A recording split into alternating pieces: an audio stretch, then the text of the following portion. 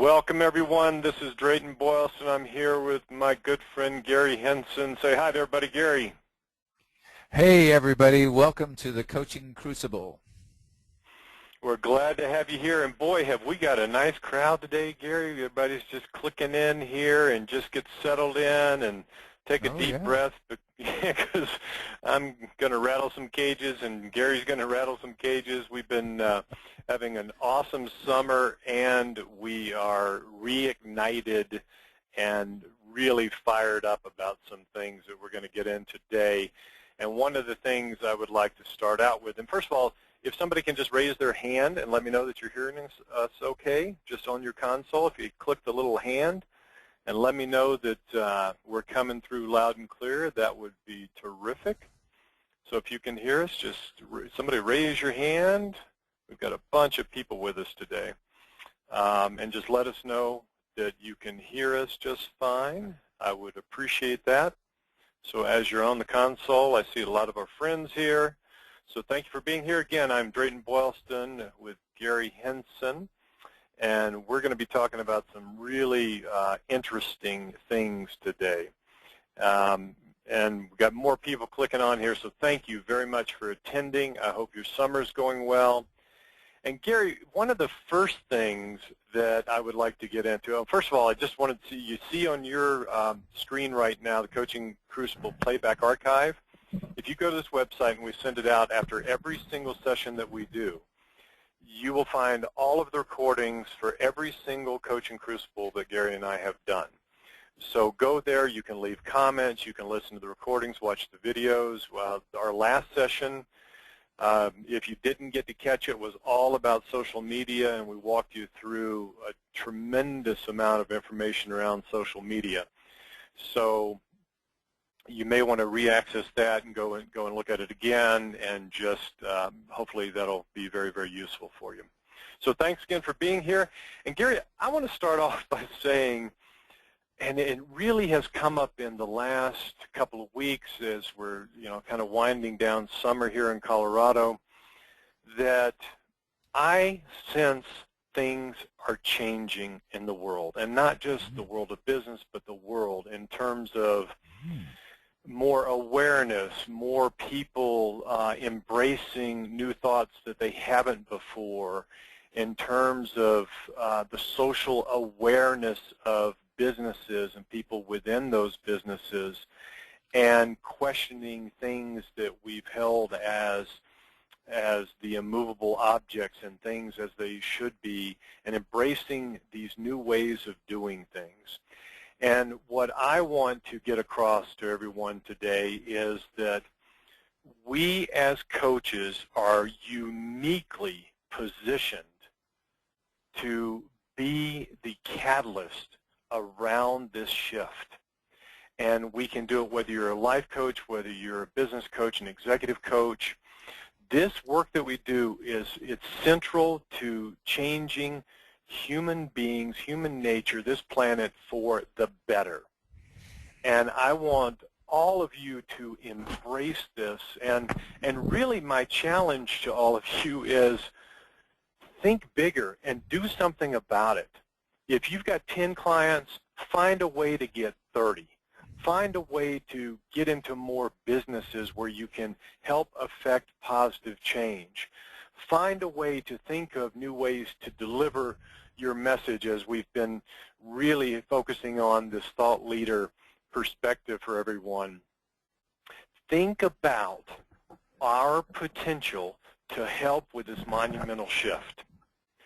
And I don't know of any other single group on this planet today that is better positioned, that has better skills, that has this divine inspired action that we embrace on a weekly and daily basis to do this work.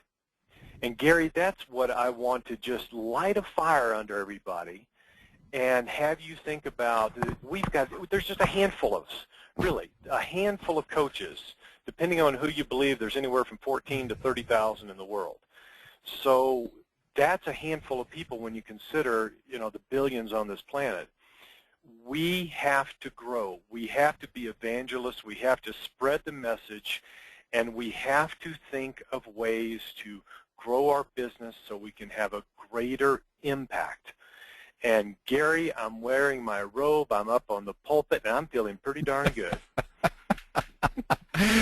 You know what is so funny, my friend? You have a way of getting under my skin every single month, and you pick a topic. I sometimes I think you lay awake at night thinking, okay, I bet this one's going to get Coach Gary fired up again. And so I'm gonna lock arms with you and come alongside and say a couple things about what you mentioned that have me fired up, and the people that are involved with our global partner program and that I talk to every week and that I get feedback from. Here's some things that we've been talking about, and I think you're dead on with this topic and dead on, right smack eyeball to eyeball. I'm with you. Number one, what you didn't say that you're talking about or talking around is the conversation about transformation. Opportunity for, you see these other countries in the Middle East that are tired of the status quo. They're tired of ordinary.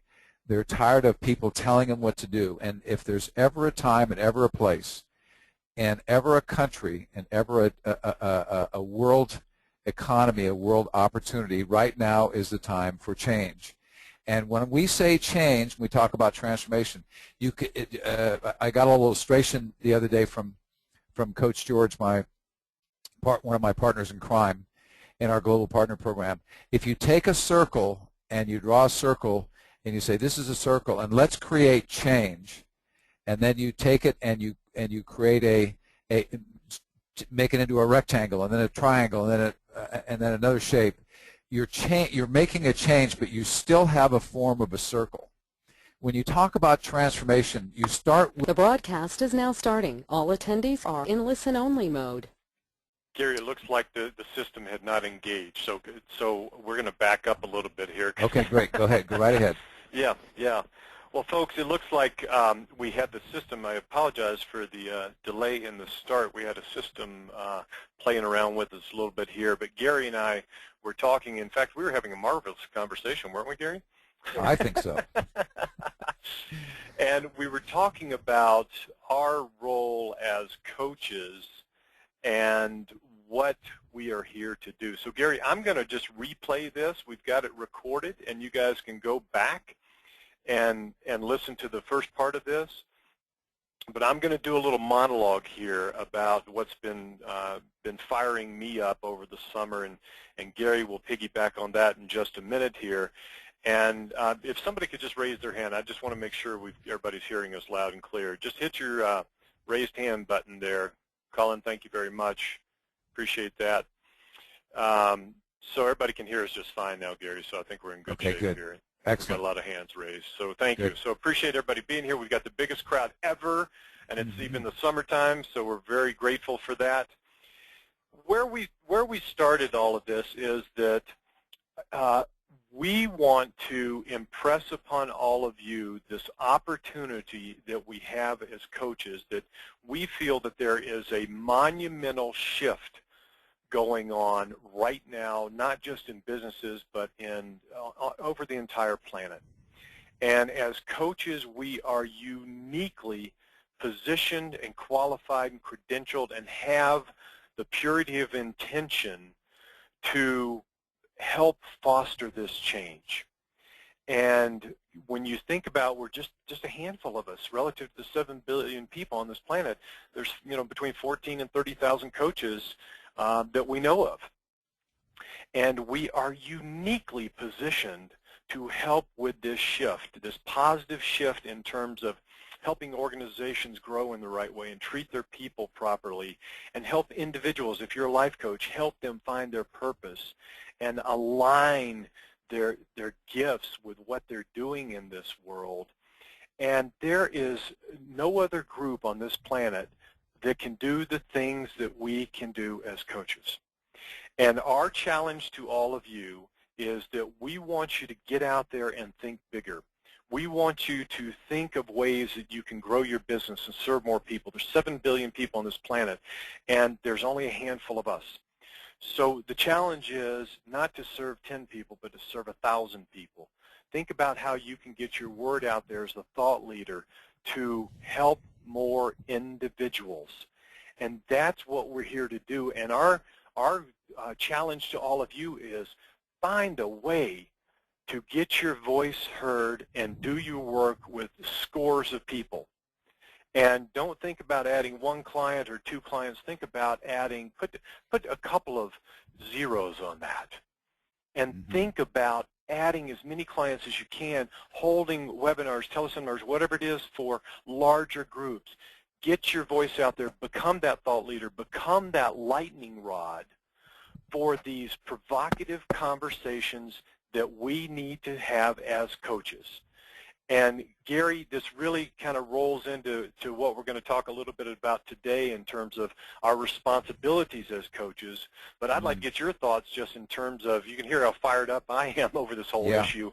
And I'd like to just get your thoughts and see what you think.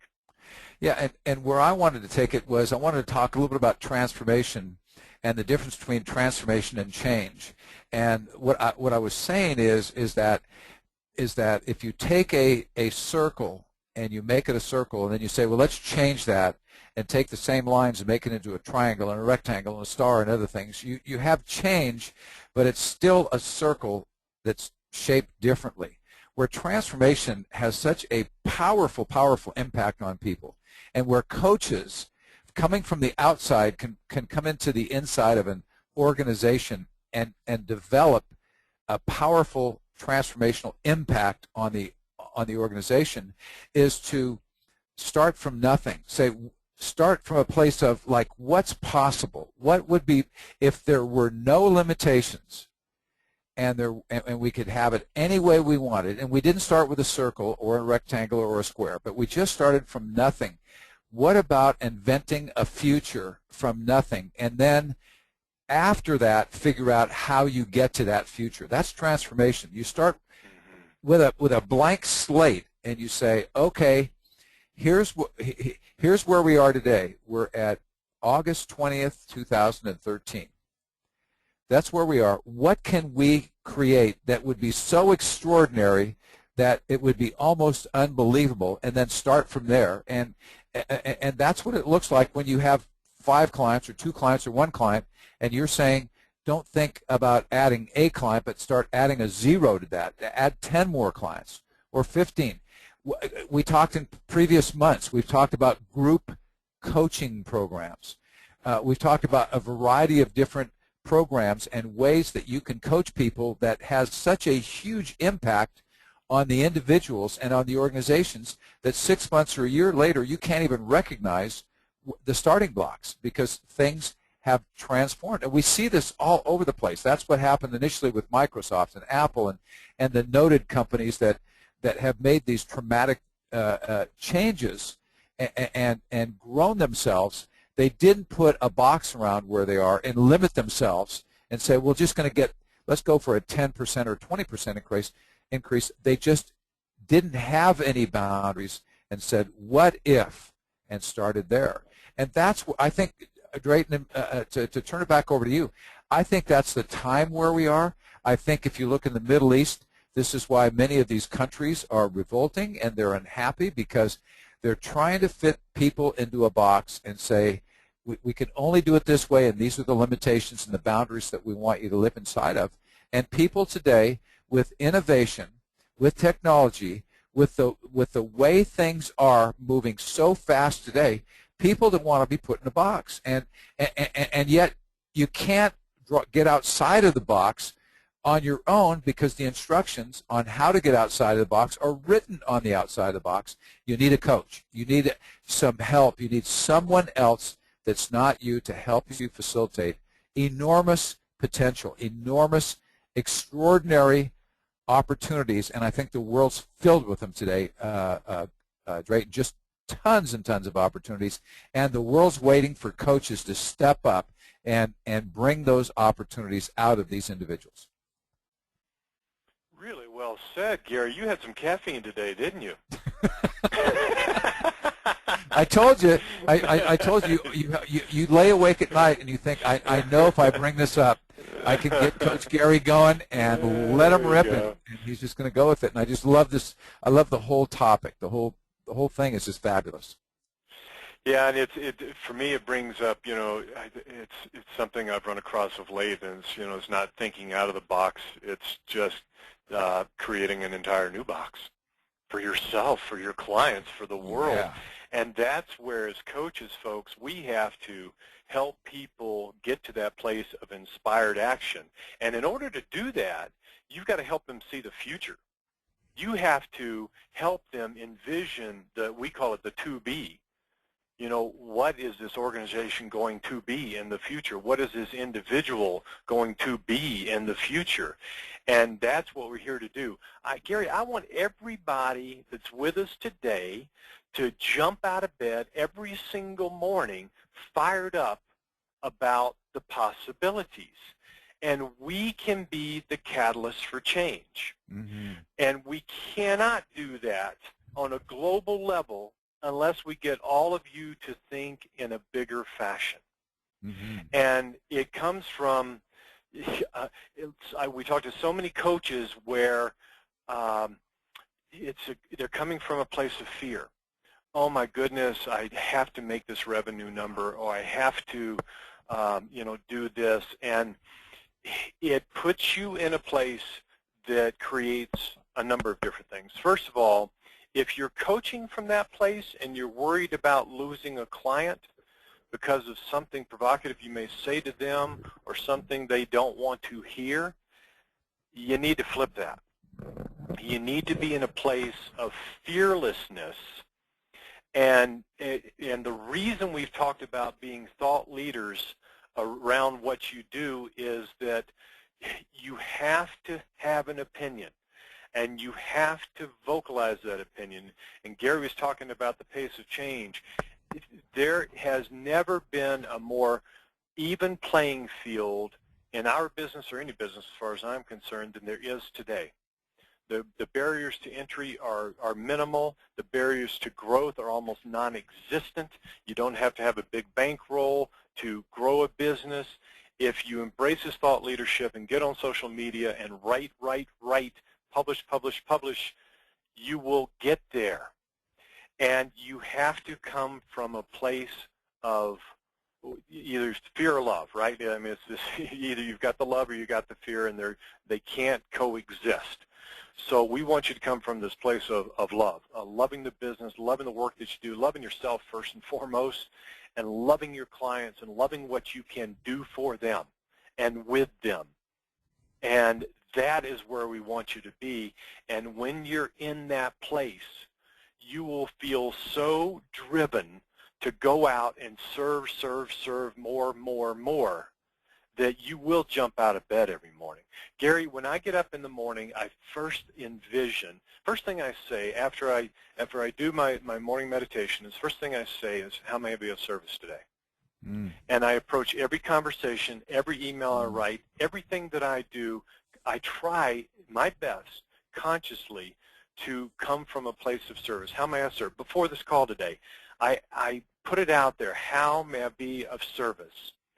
And if all of you do this and say, how may I be of service in an even bigger way, I'm completely convinced that it'll be a game changer for you. Amen. Good sermon, buddy. Good sermon. And we're not talking about change for the sake of change. We're talking about this elusive concept of inventing a future outside of a box, an extraordinary future outside of a box, where you don't have to know how to get there. It's just, how many people can I serve and how big can I be for them? And when you come from that place, I want to highlight one of the things that Drayton said is, and that is that you're not afraid. You don't have the fear of telling your client what's going on, what you see that's in their way, the barriers, the blind spots, the things that are getting in their way of getting the results for their, T-H-E-I-R, their goals. And sometimes this honesty can turn a relationship around on a dime if you're not afraid of, well, they could fire me and then I'm not going to get a paycheck, or they may not like me, or I may not look good. You can't worry about those things. You've got to be authentic as a coach. That's what they're paying you for, and that's what is so missing in the world today is good, powerful, authentic coaching that helps people get outside of that small thinking in that limited box where they live, and get out in and start envisioning how they can then be in service to their people and their clients and the world that they surround themselves in. You hit on some really important points, and I'm going to take the first one of those, and that is these provocative conversations. When and I know there's a number of people listening right now that have heard me talk about this and the way I tend to do my coaching. I never say hello. I never ask about the weather. When a client rings me, and they always ring me, I don't ring them, and that's a positioning thing. They are coming to you, and you should do that. Don't call your clients, have them call you. We've been doing it since day one. When they ring in, I see their number, I immediately hit them right between the eyes with a really hard question. A really hard question. And when you do that and you set the tone like that, you're going to get them to a place of intense introspection so quickly. And I ask all of you to try this. Just think of something that's in their wheelhouse that you've been working on, and when they ring you up next, ask them something about that. Hit them right between the eyes. Don't even say hello. And you find that they'll be shocked at first, and then they'll eventually get ready faster and be ready for a more intense conversation, and it will take your coaching to a whole different level. But folks, this is a shift. This is not playing nice in terms of keeping that client. This is helping them see themselves as others see them, and tell them, have an opinion, tell them the things that they do not want to hear. That is what we're here to do. That is one of our key responsibilities. And Gary, so many coaches, I feel, go to that fearful place because they're worried about ticking off their client and the client will fire them. Well, the reality is, especially in the business world, we're dealing with people that just get completely filtered information. No one tells them the truth. And they've been patted on the back and their fannies kissed for so long that they think that's the real reality. The enlightened ones are brave enough to hire a coach, and the thing that we have to do is help them see what is real. This works for life coaching, this works for business coaching, executive coaching, whatever kind of coaching you're doing. That is our job. It's not to be their cheerleader, which we can be at times. I'm an advocate of that, if it's done sparingly.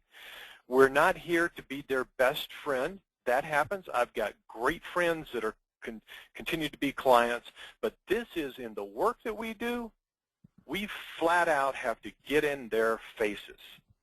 And a lot of coaches, Gary, are not comfortable with that, and I'm asking you, all of you, to embrace this as a shift and be edgier and ask them those really hard questions.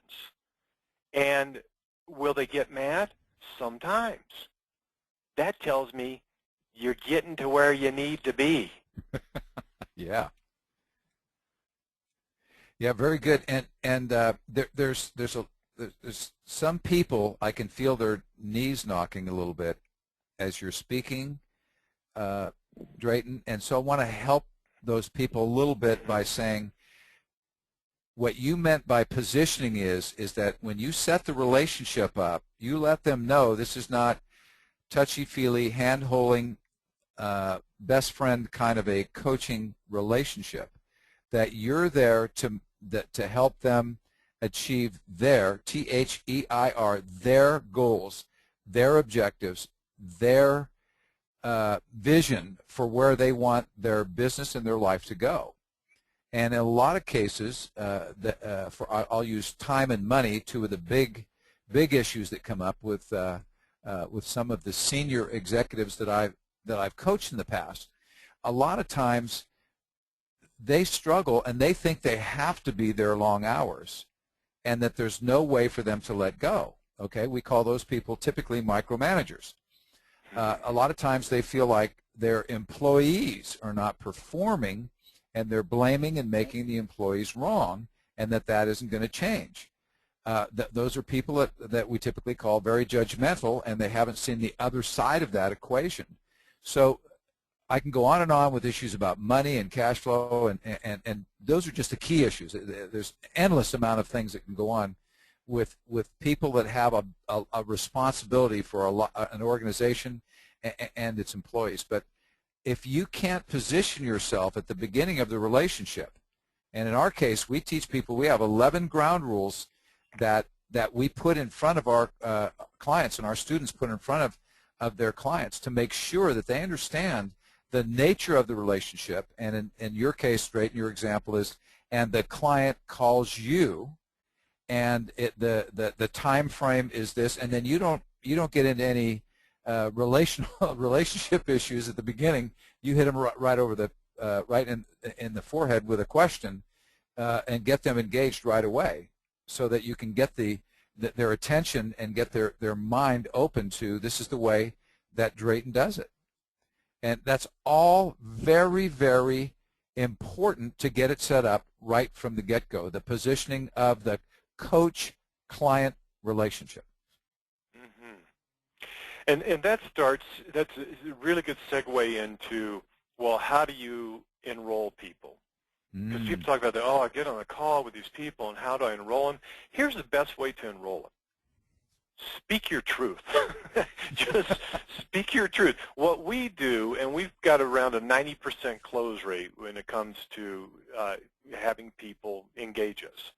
And if I can give you one bit of information around this, it is to be their equal, be their peer. So we have a lot of coaches that maybe haven't been a CEO or senior executive, and they go into these calls just, like Gary said, your knees are knocking. Well, you need to make the shift, and you can practice this with a buddy. Hopefully all of you have coaches. Hopefully all of you have coaches. You've got a buddy you can practice this with. But the reality is you have to treat this conversation as a mutual interview. You're not trying to sell them.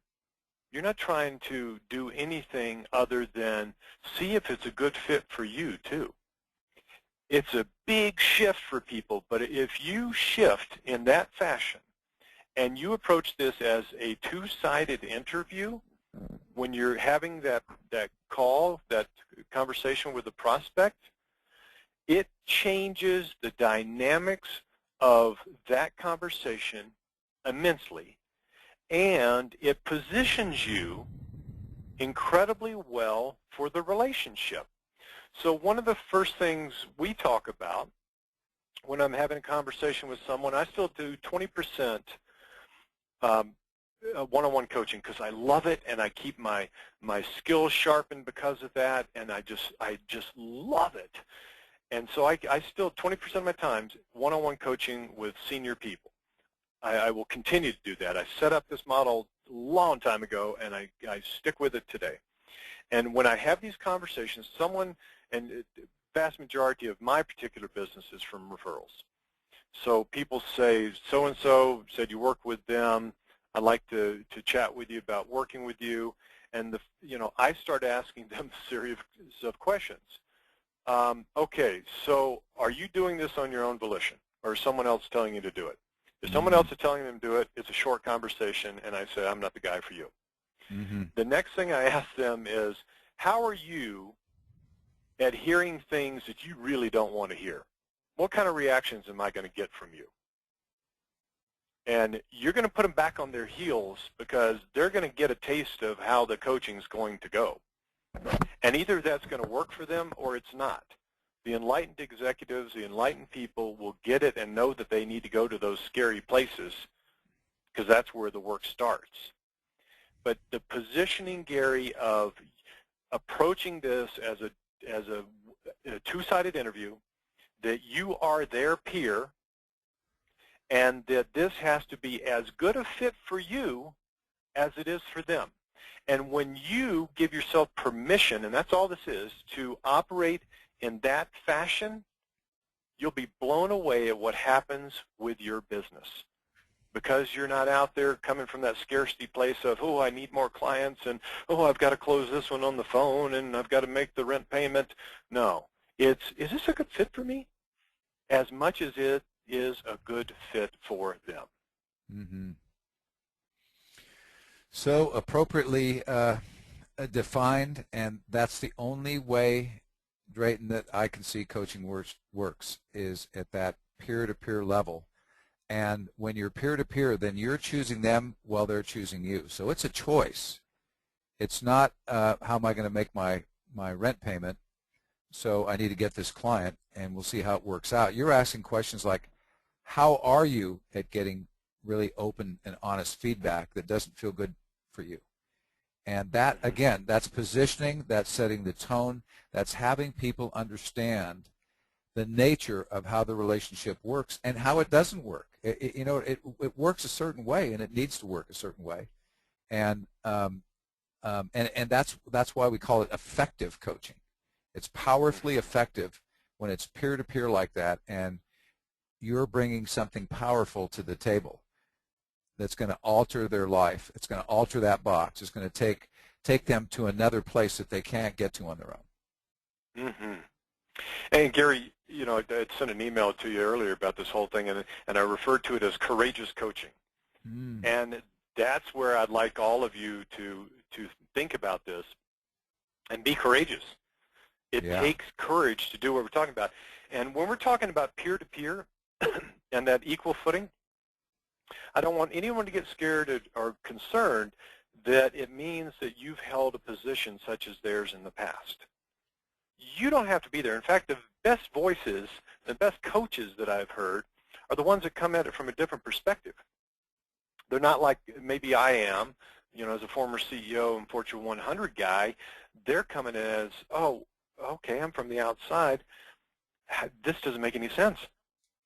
I see things in a business context. Another coach may see it differently, and that's healthy. So it's really important to know that you don't have to be coming from a place of previous experience like they have. You have to have purity of intention. You have to have a desire to serve, and you have to have the courage to ask the type of questions that we're talking about. Mm. I hope everybody wrote that down, Drayton. That's such a powerful way for those listening to understand what we're talking about and where what we mean when we say courageous coaching. And I don't know how any other kind of coaching can work. I mean, if it's not courageous, again, you're not their best friend. You're not there to babysit. You're not there to hold their hand or tell them what they want to hear, or even tell them what their goals should be. You may want to coach them through the process of looking at that.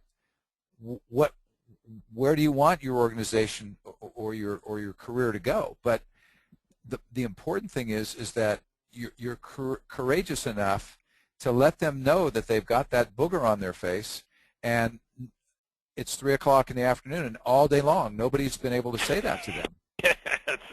Nobody's willing to get out on a limb and say, you know, I hate to tell you this, but, and again, one of the biggest myths that I deal with of all the calls, the hundreds of calls I deal with every year, Drayton, is, well, I don't have enough business experience. I've never been a CEO. I've never been a CFO. I've never been I don't have an MBA. I don't have a PhD. And somehow people think that that's what's required to be a coach. And you and I are talking about something completely differently. We're not talking about that because that's not what it takes to be a courageous coach. That's exactly right. It's an attitude. It's not a level of experience. It's truly, if you have the purity of intention and you're there to serve, all of that other stuff is noise. And the right clients could care less about your background. The right clients for you could care less about your background. They want to know what benefits they're going to derive from their work with you. And that's why when I mentioned the to-be state to help them see the future, that's what you have to help them do. And when you're there to be of service to them, your experience, your fears, all of that stuff evaporates. And you automatically come from this place of courageousness because you're there to serve them. And you're not bringing your stuff to the table, not, you're looking for your outcomes. You're there simply to serve them. And that gives you great courage. And that's what we want you to embrace. And not just that one person, but multiples of people. We want you to be out there doing this work and spreading the word around this. And Gary, we've got some comments here. What I'd ask you to do, folks, just please use the comments, ask us questions, and give observations. We've got some comments here. Some people were asking about the presentation. We typically don't do PowerPoint slides. Last session we did all the social media, so we showed you a bunch of sites. We just have the static picture up, and we're simply talking through this just for those of you who are wondering if there's going to be any slides. So I just wanted to address that issue too. And Kay, she was asking about a sample question when you ask when a client calls. So I want all of you, okay, give us an idea. We've got great coaches on the line. I know a number of these folks, Gary. What question would you ask, and just put it in the question screen, what question would you ask if client calls you up, you want to hit them right between the eyes, what question would you ask them? So just write it down, send it over to us so we can get a smattering of what kind of questions people would use, because it shouldn't just be mine or yours, Gary. I use ones that I want to stop people dead in their tracks. So when a client calls, I may, depending on who it is, of course, they may call in and I'll ask them, okay, on a scale of 1 to, this is right, the phone rings, I pick it up, and this is what happens. On a scale of 1 to 10, how good of a leader were you today? That'll get you thinking. And that stops them in their tracks and forces them to think. Or you can say, they ring in, you pick it up and say, are you as good as you think you are? And these are the types of things that we want to ask these people. Okay, so we've got one from Gail. Thank you, Gail. What are you looking to get out of this coaching engagement? Now, that's a great question when you've got that prospect and you're thinking about it. Yes, you want to decide. We always talk about these things in terms of expectations. Okay, so if we were to work together, now listen to how I'm phrasing this. This is talking to a prospective client. If we were to work together, because it's my decision too, right? It's not one-sided. It's Absolutely. a mutual interview. If we were to work together, what would be different in your life 6 months from today? And let it sit. Those are the types of questions we want to ask. Okay, from Doug, we've got, who on your team today did you help to be better at who they are? Beautiful question, wow. Doug. Yeah, so who on your team today did you help to be better at who they are? So that's putting the ownership on them to be an accountable leader, which I love, Doug. That is a great question. Here's one from Frank. Are you willing to listen and learn even if you may not feel comfortable all the time? Outstanding question. And that's one, I'll tell you from being there myself and from firsthand experience dealing with high ego alpha, A drivers over the years, you're going to have to ask questions like this to pierce their armor, their veneer, which is just their fear out in front of them. That's all it is. Sure. And when you break past that, you get that.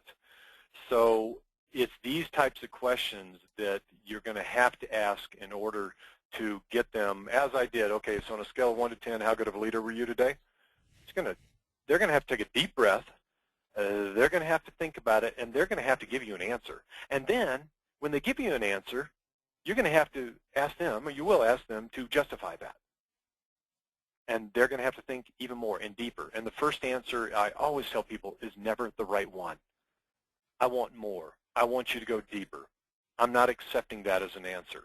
That doesn't work for me. These are the types of things that come out of my mouth, Gary, when I have these conversations. Sound familiar for you? It does, and I'm just hoping that those that are listening are taking notes and understanding the wisdom. What do you usually say, Drayton, between the two of us, we have how many years of coaching experience? Yeah, I don't know. You know, if we cut the tree down and counted the rings, we could be over 40 or something like that. I just want you to yeah. get the wisdom. But we're not here to show off. This is a public service that Drayton and I are providing, and we're not here to have you think that we're really great guys. The point being is that there's a lot of wisdom, and Drayton wasn't born this way, and I wasn't born this way, and I didn't start my coaching practice off this way, Drayton. I'll be real honest with you. I had to learn all this the hard way, and I can still remember clients. I can still remember clients that I didn't tell them the truth, and I can still remember the first one that I told him exactly the answer that he didn't want to hear, and he fired me 2 weeks later. And that was the best, worst experience I ever had. I learned to be slightly more diplomatic when I answered the question. So how was that? How did you think I did today, Coach Gary? And I also learned to ask the question before the question sometimes, or the question before the answer.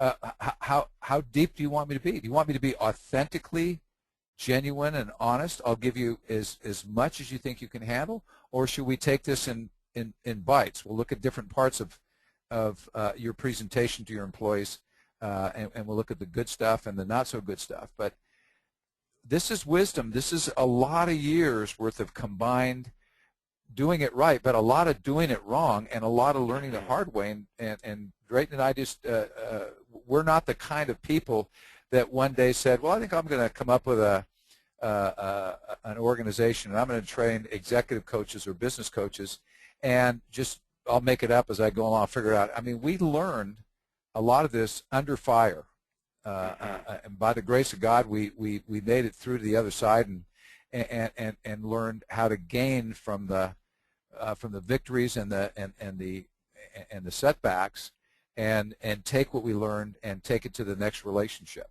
And we're sharing that with you today because that's what we want for you. We want to make a difference for you, which, by the way, is a great question, Drayton.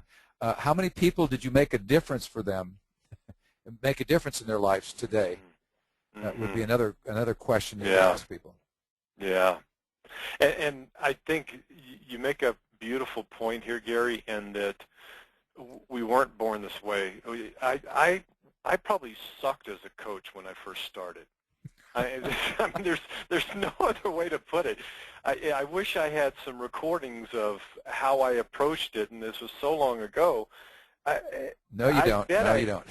Yeah, I'd probably go crawl in a hole somewhere. But and that's why we're doing this, so you can leapfrog over those turns in the road and just get to the good place. And the good place is coaching like we're talking about, and asking the provocative questions and having the courage to do so. That's the key. And Gary, we've got some great other questions here. So Tim, thank you, by the way, for your kind words. Tim left a nice note for us here, and he's got a great question here. How do you respond to painful truths? Ooh. Wow. Ooh, that's beautiful. I love that one. Yeah, how do you respond to painful truths? Tim, that is a great one. Yeah, that'll get somebody thinking. And they are truths, and they are painful until they're dealt with. And they're painful for people. It's worse if they're not dealing with them, because there's negative self-talk is reminding them of these painful truths every single day. When they're given the light of day, which, Tim, I know you do with your clients, when these painful truths see the light of day, then that's when the great breakthroughs happen. Oh, I love that. Durwood said, are you willing to change the way you listen? Wow. Yeah, we've got Love some that good people. question. Yeah, are you willing to change the way you listen? And for execs, especially high-powered alpha, driver types, they're terrible listeners for the most part because they think they have all the answers. And unless somebody's just, regurgitating what they just said, most of them don't listen because they think they know it all. Mm-hmm. And we're here to tell them, no, you don't. And then the people around them will start applauding. Okay, Gail said, she said, I'll try again to be even more direct. Why do you think you haven't landed a job opportunity up to this point? Yeah. And put it on them, folks. This is what's so cool about this work is that we help people take ownership. We don't do the work for them, of course, but we help them. I call it shifting from victim to victor. Mm-hmm. And in doing that, you have to take ownership of your life. And the same holds true for all of us too, folks. If you're playing victim about anything right now, oh, my practice is not doing so well, and oh, my website's not working, and oh, this, take ownership. Take ownership. And when we do our coaching, flat out, if somebody comes to you with that victim mask on, you have to hit them right between the eyes and say, I want to just replay for you something that you just said. Is that okay? And let them hear their words. And if they're playing the victim, ask them why. So why'd you slip into that victim thing right then? What was driving that? And let it sit. Let it sit. Okay. Oh, nice. This is from Doug. What did you feel when you just shared that painful truth with me? Ooh. Ooh, yeah. So, and that there's a key word in there, the feel piece. It's a word we need to introduce more and more and more and more in our work with business people because they come from this think place. And they can't listen well if they're in that think place. They can't be good leaders if they're solely in that think place. They have to go to that feel place. And that's one of the things we bring to them, not this, necessarily this touchy-feely approach to it, although over time, believe me, that's what happens. But the feeling of sensitivity, which to us is awareness. And they take off these goggles and they see things as it is, and they have this new awareness. Gary, when I coach with people, we talk about awareness all the time. So what's your new awareness around this situation? What were you aware of when you had this conversation? What are you now aware of about yourself that you didn't know 30 minutes ago? I love that. That's great. Yeah, and Doug asked the question, how often do you record sessions for self-audit? Gary, you want to jump on that one? Wow, that's a great question. There's another great question. Yeah, yeah. I would encourage everyone who's listening to record at least one coaching session a month, minimum, so that you can hear who you're being during the conversations. What you're saying is important, what you're doing is important, but who you're being. Are you being an accountability partner for your client? Are you being powerful and presenting questions in a powerful way that gets them to think, like Drayton has been exhibiting, and these questions that are coming in? And I would say once a month would not be too much. And if how good. The other question is, how good do you want to be? You want to be really, really good? Record yourself. You'll shock yourself. You'll put yourself into complete shock, and you'll get better quicker the more you record and the more you listen to your recordings. Yeah, I concur. It's practice, and it's sports world we used to call it reviewing game film. Yeah. You just I like the self-audit piece. It's true. Certainly you gain permission from advance. Some people get written releases if you choose to go that route. It's refining your craft. In all of our courses we do a lot of role playing, Gary, Mm-hmm. and people are blown away when they hear themselves. Mm-hmm. And they'll go back and listen to the recordings and go, I was terrible. Well, part of that is, there's a little bit of, in front of a group, a virtual group, but you're still in front of a group. That's part of it. And the other part is that people, we have blinders on too. We don't get the way we're coming across.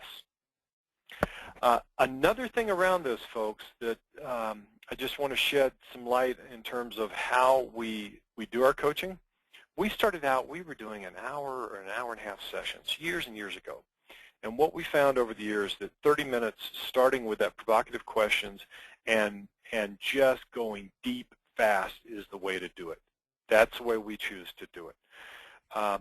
You'll find if you were to listen to a recording of you doing a 30-minute laser session versus an hour or longer session, you could have done the exact same thing much better in 30 minutes than you did in an hour or 90 minutes.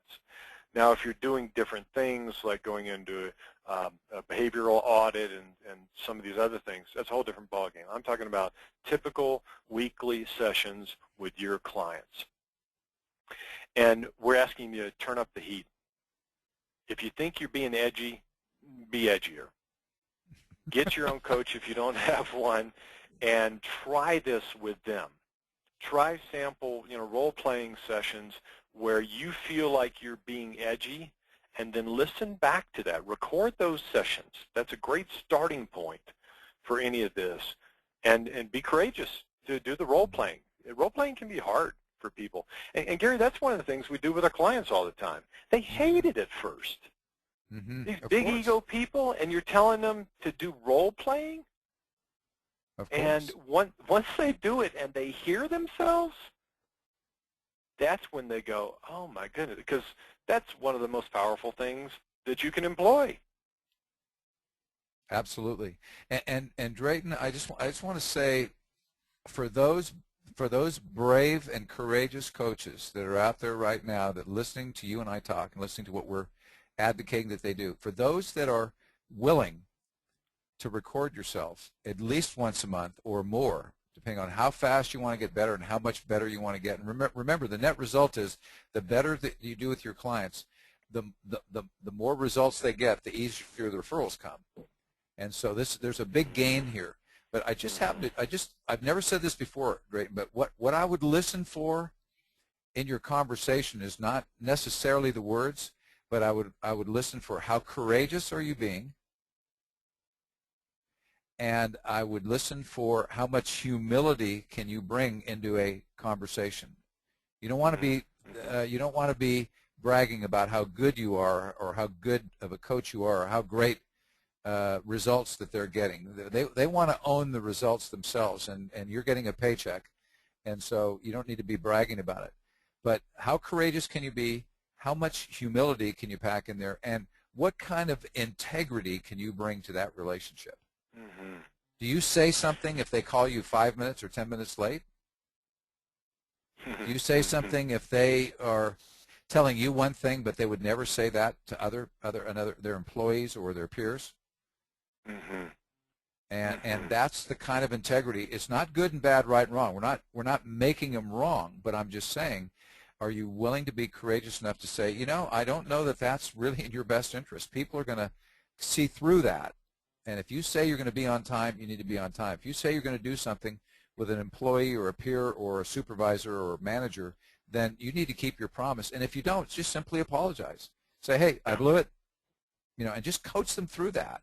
Yeah. And they'll get it. They'll get the value of the relationship when you can be that humble, that courageous, that that powerful of a coach to have those kind of tough conversations with them. Mm-hmm. Yeah, and that's, let's talk about the integrity thing. Somebody calls me 5 minutes late, they're going to get my voicemail. And you need to train people. If they call you late, that's the deal. I tell people, our time is sacred. If you can view it as sacred, we're a good match. If not, let's not bother.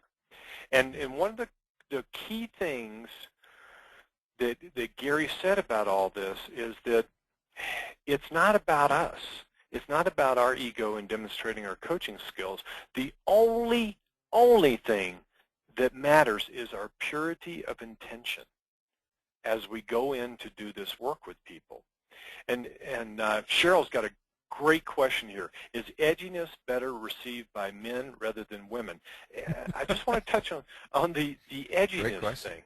Yeah, it's a great question. The edginess, I coach very definitely from a place of love.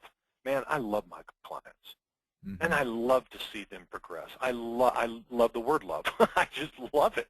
Mm-hmm. And I want what is best for them and help them get to that place that we've created. Okay, this is the desired state. Let's work to get there. And I love to see them progress. So I don't really call, what I do edgy.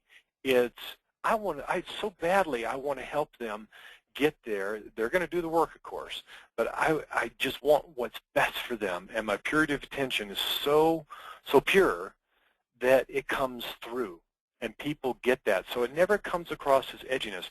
I will tell you, Cheryl, I've had a lot of male clients and a lot of female clients, and I don't change the way I operate, and it works the same way for both.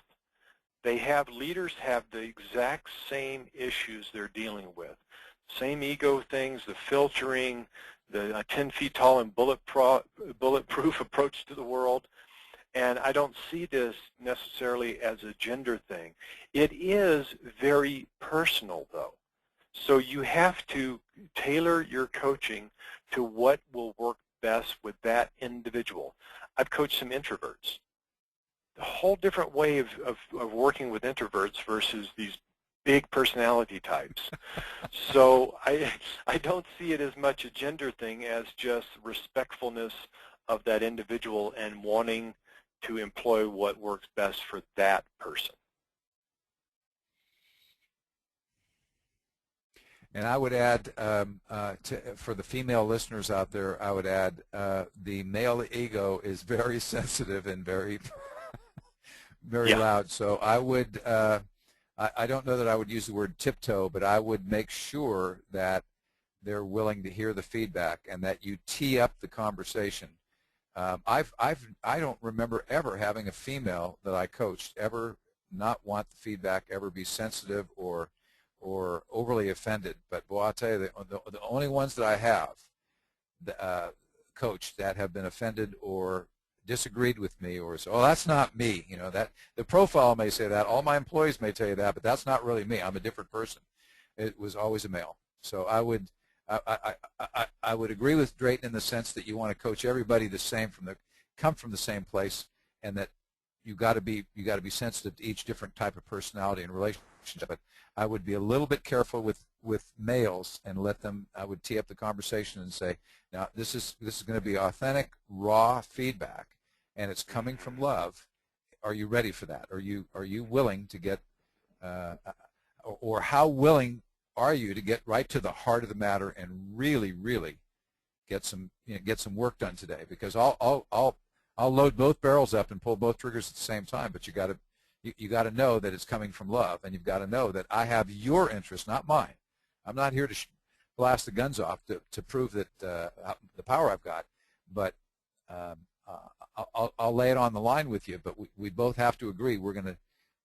Once we get to that point, we're going to dig out of this hole together, and we're going to have solutions and ways that you can get better. And look, here's the impact. The impact is all these different things are going to fall your way if you're willing to take the feedback and take it on the chin.